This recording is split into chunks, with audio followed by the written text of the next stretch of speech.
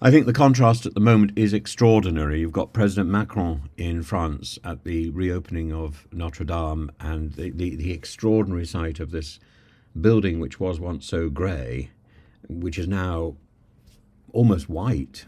He calls it the shock of the hope. And he's given a very impassioned speech where he thanks the firefighters of Paris. He says they're running into the flames, an example of courage, sacrifice, and greatness. And he talks about the gallantry of these professionals who saved the cathedral. There's no doubt about that. We watched it 5 years ago going up in flames. And then he moves on to talk about the 150 countries and the 340,000 patrons and donors who contributed from around the world to save the heritage of Paris, and it is a heritage of Paris, and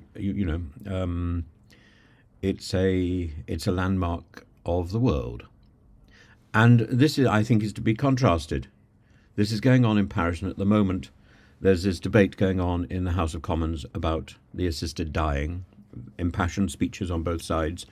And while Kim Ledbetter's speech, which was heavily interrupted, I'll bring you all this in some detail later. While what she said seemed very reasoned, she was challenged by people who said, the details simply aren't there in the bill, and it's not clear that somebody of good standing in the community can't simply make a decision on somebody's behalf, and that is very worrying.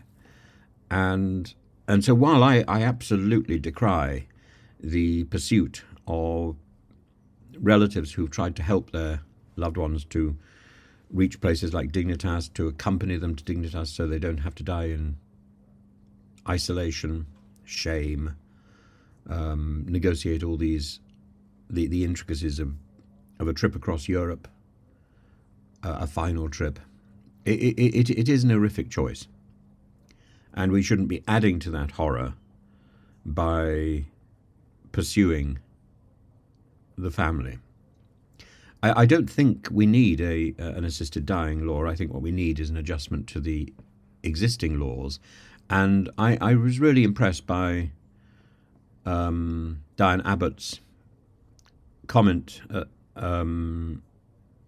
just a short while ago, where she drew the House's attention to the 1969 abolition of the death penalty, and said that the House, this was against popular opinion, she said, and this House felt that it should not be party to taking life. And I think that should be something that should be borne in mind. So you see this extraordinary shock of the hope in Paris and the shock of the new in Britain. And it is a contrast. And I think it's interesting and telling that they're taking place at almost exactly the same time.